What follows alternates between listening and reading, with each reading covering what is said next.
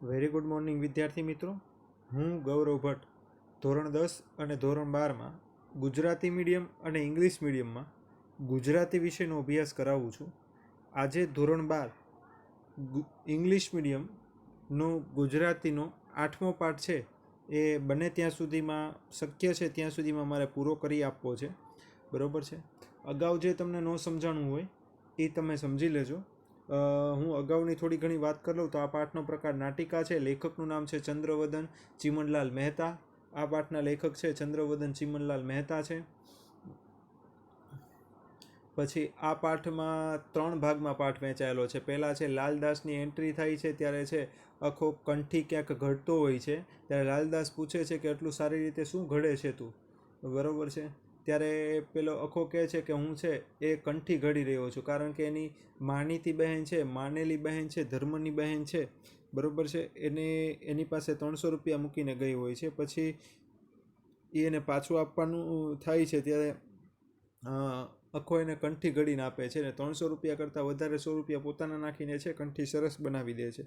આ એક હોય છે. ત્યાં પછી જમનાબેનની એન્ટ્રી થાય છે.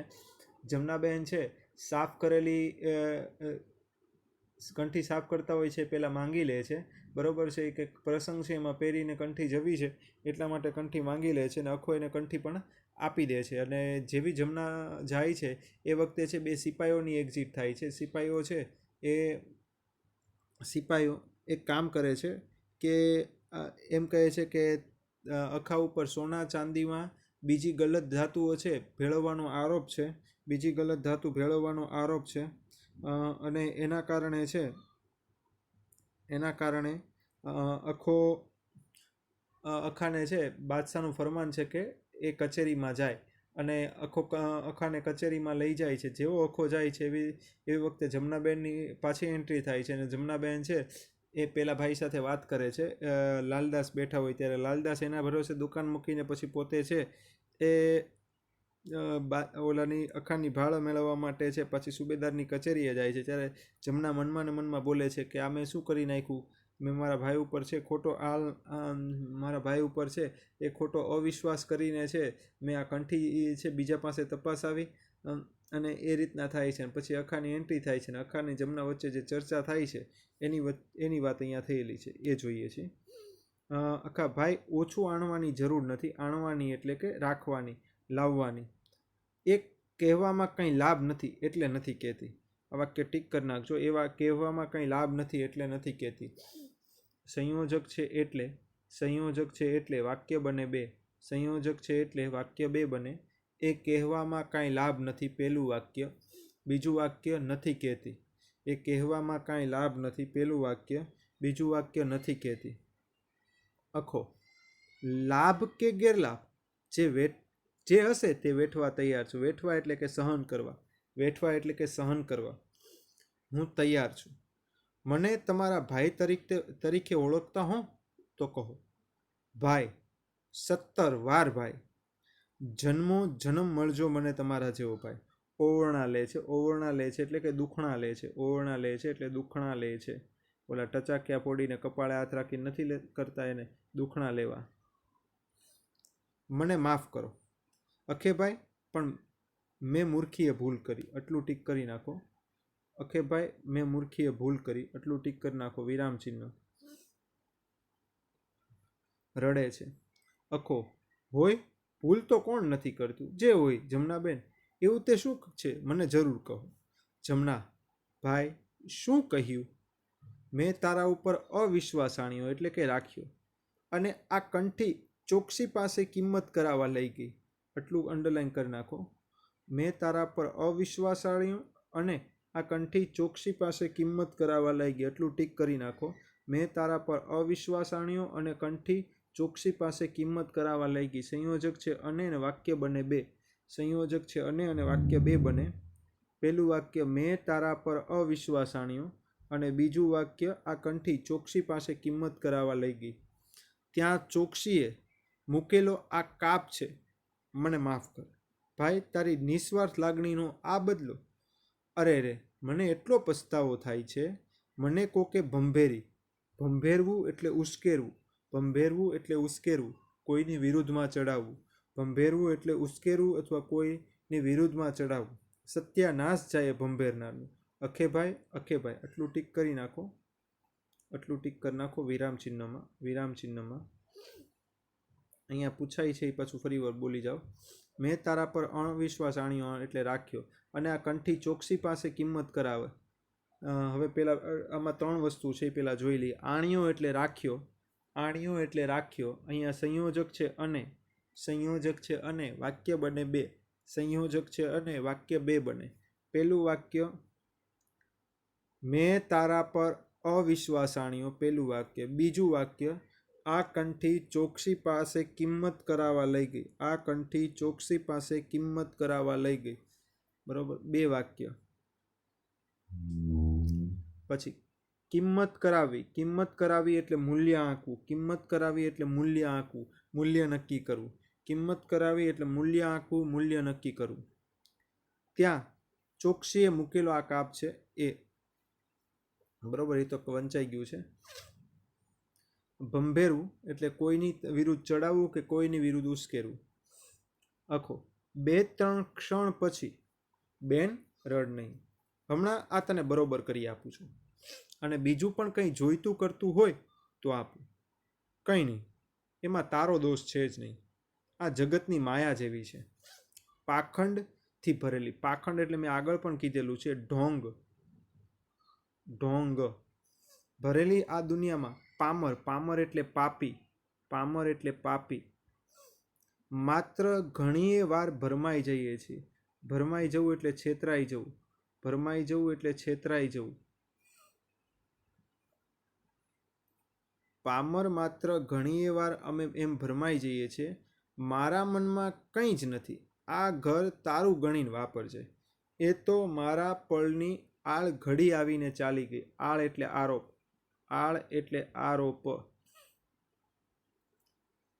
આવીને ચાલી ગઈ. આપણે કેમાં ઘણીવાર ભરમાઈ જઈએ છીએ? તો પાખંડ ભરેલી દુનિયામાં આપણે પામર માત્ર ઘણીવાર ભરમાઈ જઈએ છીએ. આપણે કેમાં ભરમાઈ જઈએ છીએ?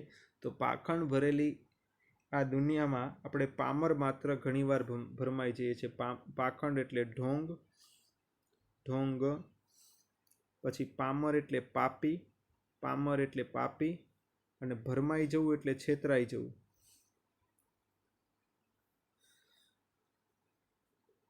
પછી અખા ઉપર શું આવીને ઘડીભરમાં ચાલી ગયું? અખા ઉપર શું આવીને ઘડીભરમાં ચાલી ગયું?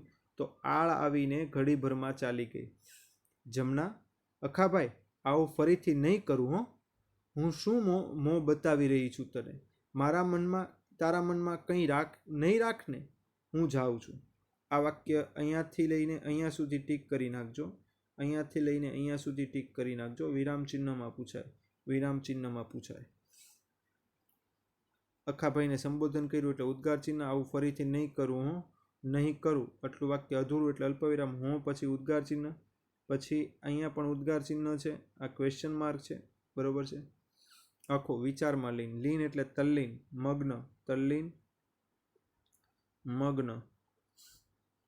કંઈ ઓછું ન આણતી એટલે કે દુઃખ ન લગાડતી, ખોટું ન લગાડતી.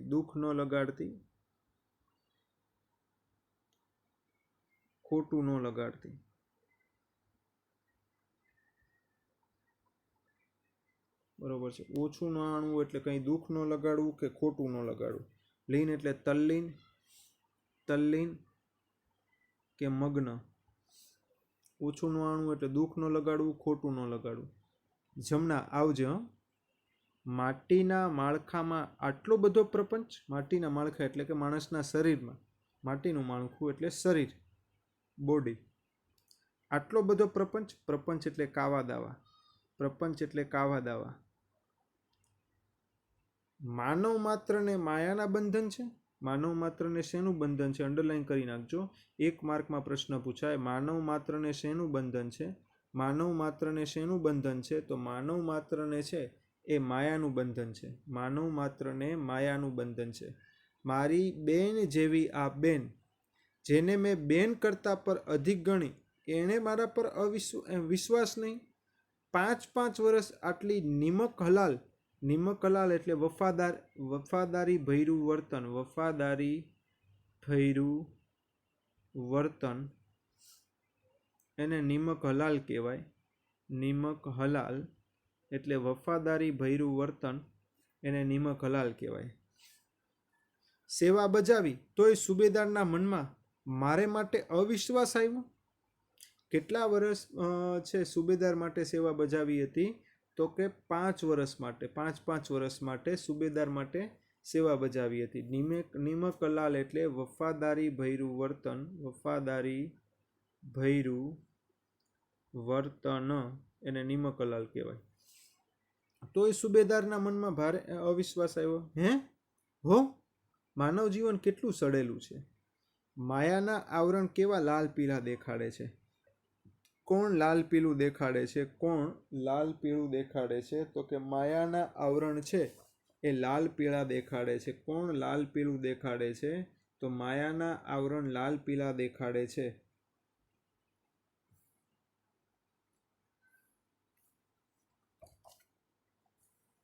પછી લાલ પીળા દેખાડવા એટલે સુખ દુઃખ દેખાડવું, સુખ દુઃખ દેખાડવું અથવા બધા પ્રકારના લોકો દેખાડવા. જગતના આદિકાળથી એટલે જૂનું પુરાણું ચાલ્યું આવતું એને આદિકાળ કહેવાય. જૂનું પુરાણું ચાલ્યું આવતું આદિકાળ કહેવાય. પ્રાચીન કાળ પણ કહેવાય. કાળથી જન્મેલી ઓ માયા નટી, નટી એટલે નાટ્ય કરનાર, નાટકકાર.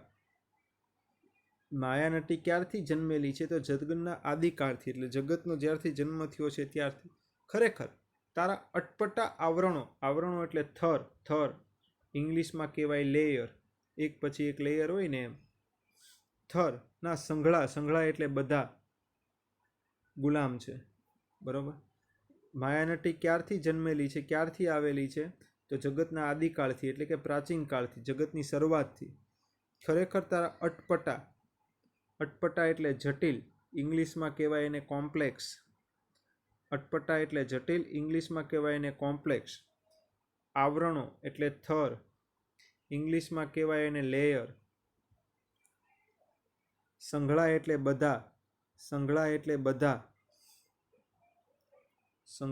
બધા, ગુલામ એટલે સ્લેવ, તારી ઇન્દ્રજાળ વિદ્યા, તારા તહેવાર તરેહવાર એટલે તહેવાર. વેશરંગ તારી પ્રપંચ લીલા, તારી કુવા પરના ચક્કર જેવી ગતિ, તારું ચંચળ ચાતુર્ય, ચંચળ એટલે અસ્થિર, ચાતુર્ય એટલે ચાલાકી, ચંચળ એટલે અસ્થિર, ચાતુર્ય એટલે ચાલાકી. એ સર્વ વડે તું માનવ જાતને મરકટ એટલે વાંદરો ની માફક એટલે જેમ નચવી રહી છે. બરોબર. કોને કેવી રીતે નચવી રહ્યું છે? કોણ? તો માયા નટી. કોને? તો કે માનવ જાતને. કેવી રીતે નચવી રહી છે? તો કે મરકટની જેમ. કોણ નચવી રહ્યું છે? તો કે માયા નટી. કોને નચવી રહી છે? તો કે માનવ જાતને. કેવી રીતે નચવી રહી છે? વાંદરાની જેમ નચવી રહી છે. સોનું ઘડ્યું ત્યારે આળ આવ્યા ને, આળ એટલે આરોપ આવ્યા ને.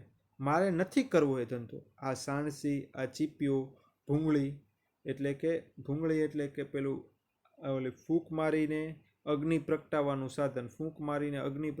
સાધન, એને ભૂંગળી કહેવાય. બરોબર છે. નાખું કૂવામાં કે થાય નિરાત. બરોબર. અહીંયા ફરીવાર બધા બોલું છું. અટપટા એટલે થાય જટિલ અને ઇંગ્લિશમાં કહેવાય કોમ્પ્લેક્સ.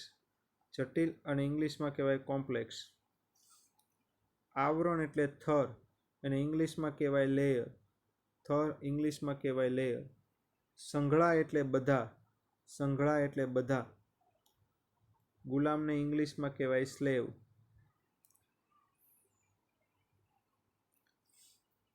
પછી ચંચળ એટલે અસ્થિર, અને ચાતુર્ય એટલે ચતુરતા.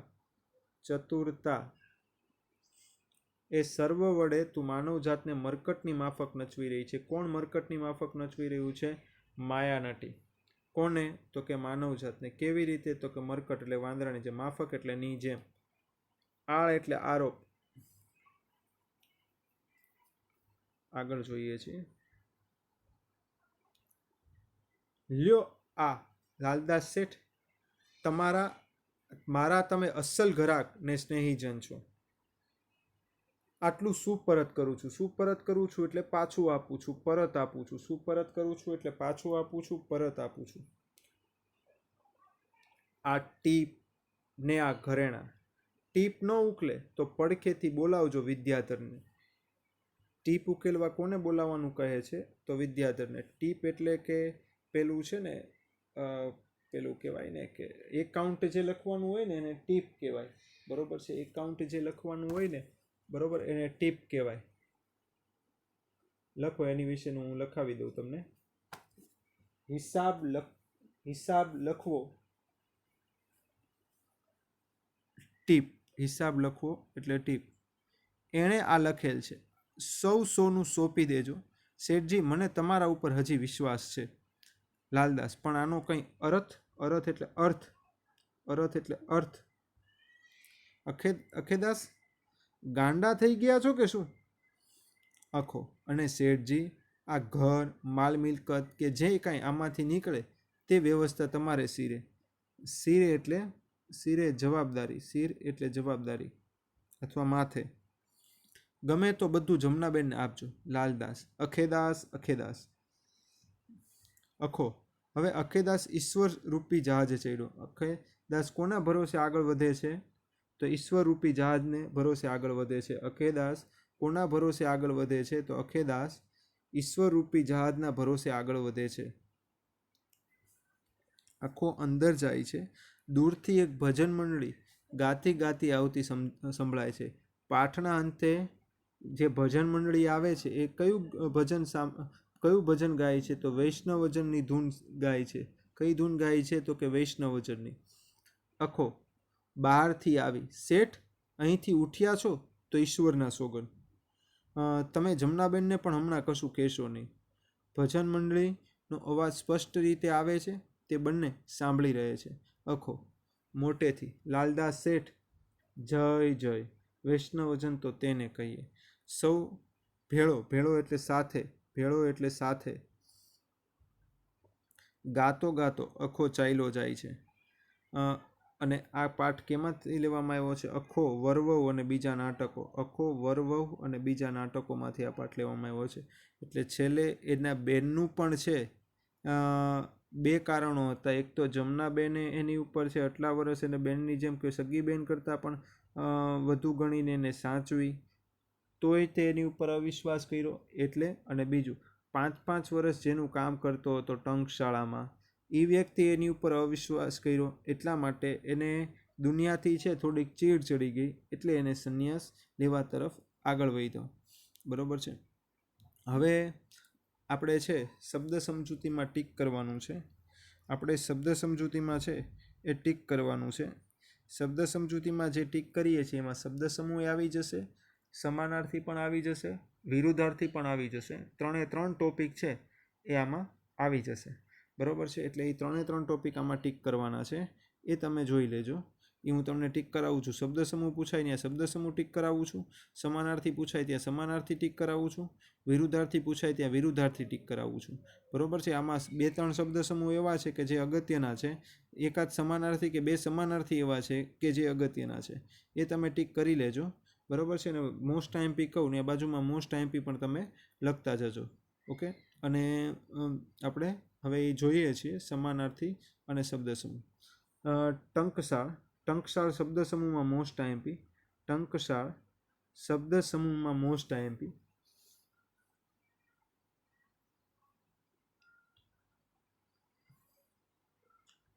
પછી તોલો, એ પણ શબ્દ સમૂહમાં મોસ્ટ આઈએમપી. શબ્દ સમૂહમાં મોસ્ટ આઈએમપી. ફરમાન સમાનાર્થીમાં. ખરીતો સમાનાર્થીમાં. સોરી, શબ્દ સમૂહમાં એ મોસ્ટમાં મોસ્ટ આઈએમપી. ખરીતો મોસ્ટમાં મોસ્ટ આઈએમપી. પછી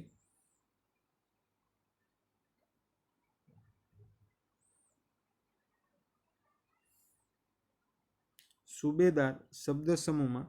સુબેદાર શબ્દ સમૂહમાં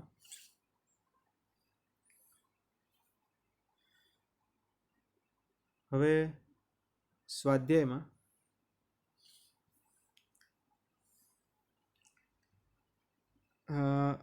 પહેલો પ્રશ્ન ટીક કરી નાખો અને બીજો પ્રશ્ન મોસ્ટમાં મોસ્ટ આઈએમપી. પહેલો પ્રશ્ન ટીક કરો, પણ બીજો પ્રશ્ન છે મોસ્ટમાં મોસ્ટ આઈએમપી છે. બીજો પ્રશ્ન મોસ્ટમાં મોસ્ટ આઈએમપી.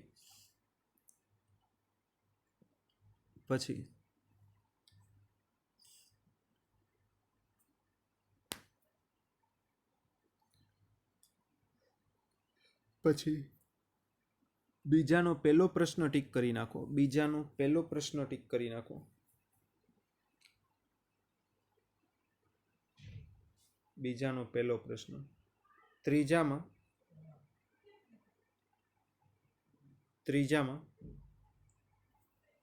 બંને પ્રશ્ન મોસ્ટ આઈએમપી. બંને પ્રશ્ન મોસ્ટ આઈએમપી. બંને પ્રશ્નો છે એ મોસ્ટ આઈએમપી છે. હવે હોમવર્ક લખવાનું છે. એ હોમવર્ક આપણે જોઈ લઈએ છીએ. હોમવર્ક જો.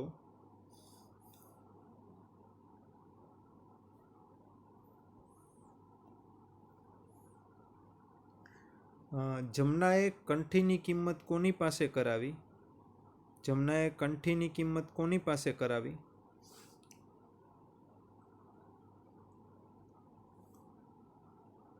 પછી જમનાને પોતાના કાર્ય પર કેમ પસ્તાવો થાય છે?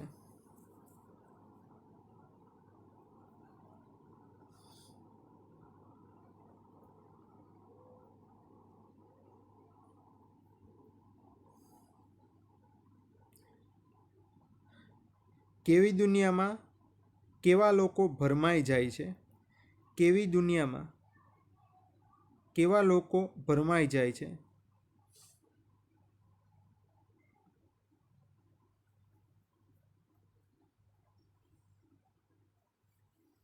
પછી અખા પર કેવી ઘડી આવીને ચાલી ગઈ? અખા પર કેવી ઘડી આવીને ચાલી ગઈ?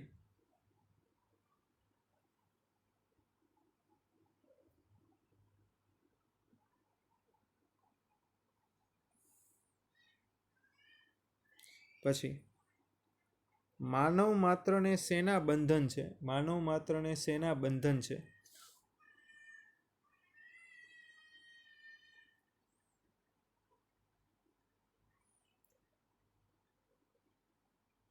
સુબેદારની કેટલા વર્ષ સુધી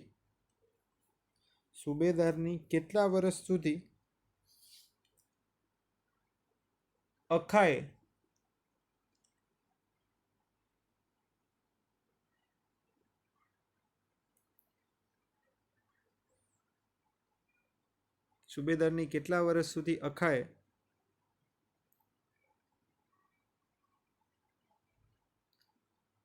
કેવી રીતે સેવા કરી હતી?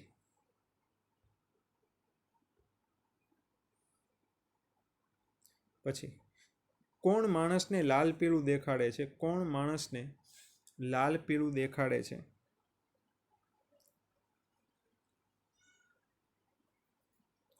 પછી માયાનટી ક્યારથી જન્મેલી છે? માયાનટી ક્યારથી જન્મેલી છે?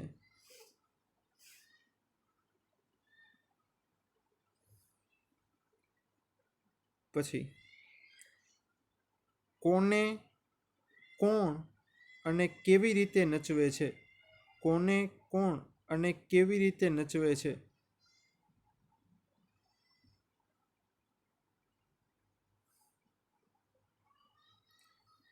પછી અખાએ શું શું કૂવામાં નાખવાનું નક્કી કર્યું? અખાએ શું શું કૂવામાં નાખવાનું નક્કી કર્યું?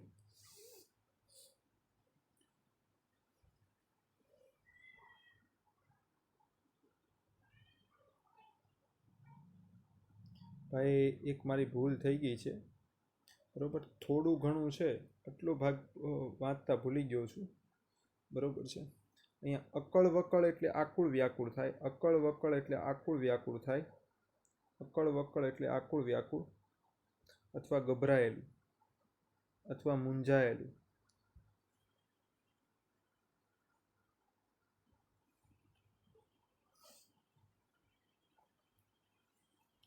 પછી અખાએ કયો નિશ્ચય કર્યો, અખાએ કયો નિશ્ચય કર્યો એ ટીક કરી નાખો અને પ્રશ્નમાંય લખી નાખો. અખાએ કયો નિશ્ચય કર્યો એ પ્રશ્નમાંય લખી નાખો અને ટીક પણ કરી નાખો.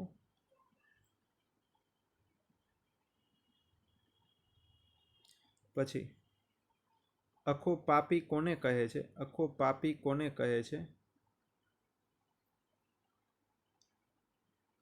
તો માયાને કહે છે, માયાને કહે છે. બરોબર. આ પંક્તિ ખાલી સમજાવી દઉં. આ મહાવલ્ગણી માયા પાપીણી, આ માયા છે એ માયા એટલે લોભ, કોઈ વસ્તુની ડિઝાયર, બરોબર, કોઈ વસ્તુ પ્રત્યેનું આકર્ષણ ભાવ, એ પાપીણી એટલે પાપ કરવા માટે પ્રેરે તેવું છે. જેમ સેવીએ, જેમ એની આપણે સેવીએ એટલે કે ઈચ્છા રાખીએ, સેવીએ એટલે કે ઈચ્છા રાખીએ, તેમ ડસે એટલે ડંખ મારે, ડસે એટલે કે ડંખ મારે, સાપણી એટલે કે સાપ જેવી. બરોબર. આ મહાવલ્ગણી માયા પાપણી, આ માયા છે એ પાપી છે. બરોબર છે. જેમ ડંખ મારે, બરોબર, જેમ આપણે એની ઈચ્છા રાખીએ તેમ સાપની જેમ ડંખ મારે છે. રંગ ઢંગ માયાના ઘણા, એટલે માયા જુદા જુદા પ્રકારની હોય. કોઈકને છે પોતાના છોકરાઓ પ્રત્યે માયા હોય, કોઈકને ધન અને સંપત્તિ પ્રત્યે માયા હોય, કોઈકને પત્ની પ્રત્યે માયા હોય, કોઈકને મિત્રો પ્રત્યે માયા હોય. બરોબર. એવા ઘણા બધા માયાના રૂપ છે. સૌ કોઈ સેવક માયા તણા, માયાના બધાય આપણે બધા સેવકો જ છે એ વિચારે એમ જ થાય છે.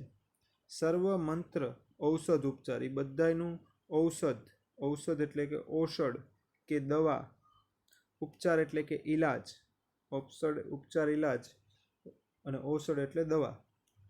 જાગ્યો, હવે હું પોતે જાગી જાઉં, અંતરાત્મા જાગી જાય અને સંસારમાંથી નીકળી જઈએ. બરોબર. એ જ માયામાંથી બચવાનો ઉપાય છે. બરોબર. હોમવર્કમાં એક પ્રશ્ન લખી નાખો. આ પાઠ શેમાંથી લેવામાં આવ્યો છે? આ પાઠ શેમાંથી લેવામાં આવ્યો છે?